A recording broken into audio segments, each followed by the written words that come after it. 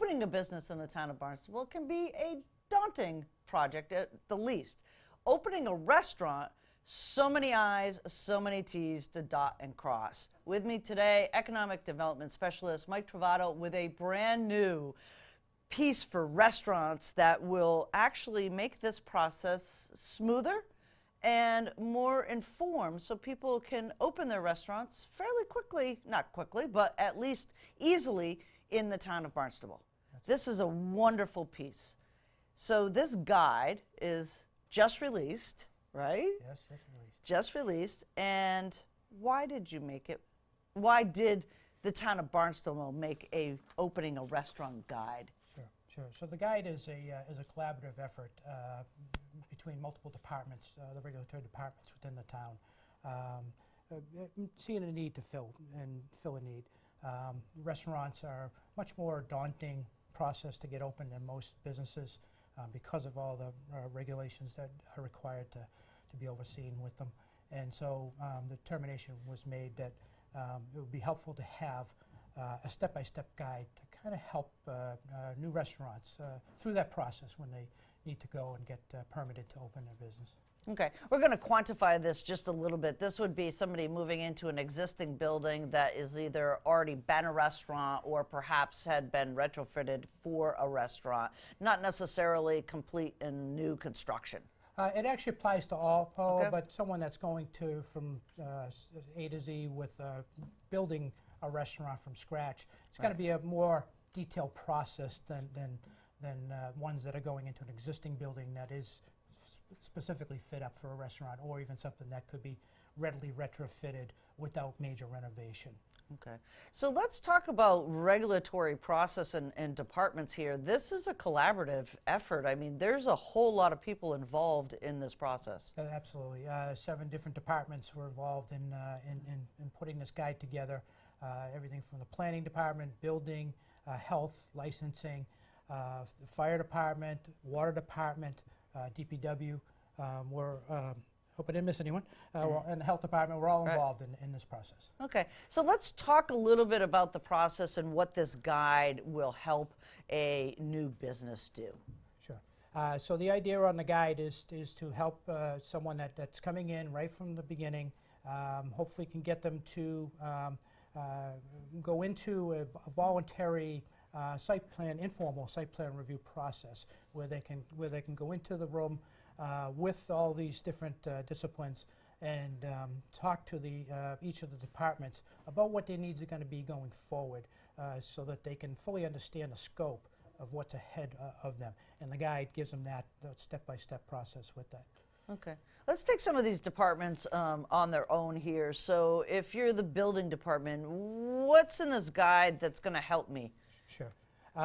So the building department deals with building permits, sign permits, all the building codes that are going to be required relative to opening a restaurant, handicap accessibility, ADA compliance, and plumbing and wiring, among other things. Okay, that's a hefty list in one department already, right? Sure. And by the way, they're on the final end of the process too. I might point out that in order to open any business, the final step is to get a certificate of occupancy, and that's done through the building commissioner. Okay, health. We're all really concerned with making sure that we are in a restaurant that's passed inspections and things like that. So, what are some of the things in the guide that will help with the health department? Sure. So the health department deals with food licenses. They have to get a food license, a common victual license. I'm sorry, that's on the licensing side. Right. They weigh in on grease trap necessities. Right. And all health code compliances. Okay, and then licensing. Here's another big one that seems to trip people up because they don't realize that they need specific things as they move through the process. Sure. Food service establishments need a common victual license. Right. If you're doing entertainment, you'll need an entertainment license. If you're doing alcohol, you're going to need an alcohol license. Right. So those are if you're doing sidewalk dining on the town sidewalk, you'll need to get a sidewalk dining permit as well. Okay. And planning and development, where do they fit into this process? Sure. First and foremost, they help in zoning, whether that's an allowed use and where they want to locate. Okay. So they do the review on that to make sure. And also, if there is a need from any kind of a historic perspective, if they're in a historic district, planning department oversees the different historic boards as well. So for instance, if a restaurant's opening in downtown Hyannis, that's in the Hyannis Historic District. They would have to go in front of Hyannis Historic to get approvals for any facade changes or signage or even sidewalk dining kind of things. Okay, that's interesting. And then water and fire departments, I thought this was kind of interesting. We're not talking just Hyannis, the rest of us, even in the mills eat. So we have restaurants too. But our water departments and our fire departments are a little bit fragmented. So let's talk about water department first. There's some considerations when you're opening up a restaurant for water departments. Sure. So for water, obviously we need to make sure we have sufficient water supply for you. So each of the water departments, depending on which jurisdiction you're in, would check to make sure that you have adequate water flow for that restaurant itself. I'll step over into the fire next. Sure. And again, same thing, depending on the jurisdiction. We have 5 fire districts, so the applicable fire department would be represented in that regard. They could be working at everything from sprinkler needs, fire suppression in the kitchen, near the range, hood requirements for ventilation in that regard, emergency exits, the typical fire safety needs that you would be required for a restaurant for public safety. Right. So one of the things that I noticed about this right off the bat is that they are phone numbers for every department listed right there for you to pick up the phone and talk to folks. Sure. This is obviously a real handy guide to give Right. you all that information right at your fingertips.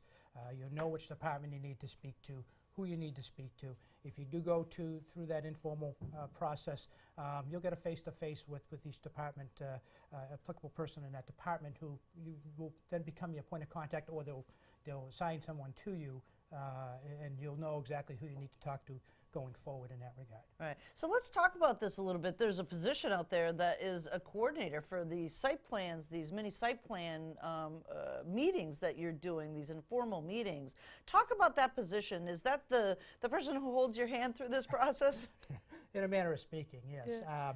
Our site plan review coordinator is responsible for for the site plan review committee as administrative duties with the formal site plan review. So as part of that process with our recommendation that even businesses, especially restaurants that don't need to go through formal site plan, they're welcome to have a meeting with the site plan review committee informally, in a conference room to be able to talk all at once about what their needs are going to be. And by having this one person, in this case, Ellen Swiniarski does that work for us right now. And Ellen can help hold your hand through that process to help make sure you talk to all the right departments. Even if you don't sit down for that informal site plan review, she can at least direct you to who to talk to. Right. And again, restaurants are so varied. You can make donuts, or you can make yogurt. I mean, they may have different things that they'll need through this regulatory process, depending, it's not a sit down or it's a sit down. So there's so many things to consider. What do you want residents and business owners to know about this process and how to get one of these guides? Sure. Our advice is that you do take advantage of the opportunity to sit down in the room with all of our regulatory departments all at the same time, so you don't have to go one-on-one with them. It's going to save you a ton of time, but also make sure that you crossing all your T's and dotting all your I's. So what the guide is designed to do is to kind of help give you an overview of that process. It's not detailed. It's not designed to be an everything comprehensive guide. It really is a step-by-step guide to make sure you see all the proper people before you go and get your final certificate of occupancy. That's the bottom line, is once you've gone through all your processes, building commissioner will issue you certificate of occupancy, so you can open your business and we can enjoy your food. Excellent. And where can we get these guides? The guides will be available first and foremost online Okay. at our businessbarnstable.com website. Okay. I believe it's also going to be on the town's website as well. But the hard copies will be available here at Town Hall, 367 Main Street, available at 200 Main Street, where the regulatory offices are. We're also going to be distributing through the Chambers of Commerce, Business Improvement District, the village business associations, and also the commercial business brokers. I think they're a good resource to get this information in on the early end, because they're usually representing the businesses on the front end that are looking to open a restaurant. Right. And I have to tell you that it's a really nice piece. It's very easy to read. The infographic is incredibly helpful. It shows people kind of where they start and how they navigate through this process. Well done, Mike. Well, thank you, Paul. I can't stress enough how much of a collaborative effort this was between departments. To see such an interdepartmental collaboration in this thing was just tremendous. Excellent. Thank you so much. Great, thanks.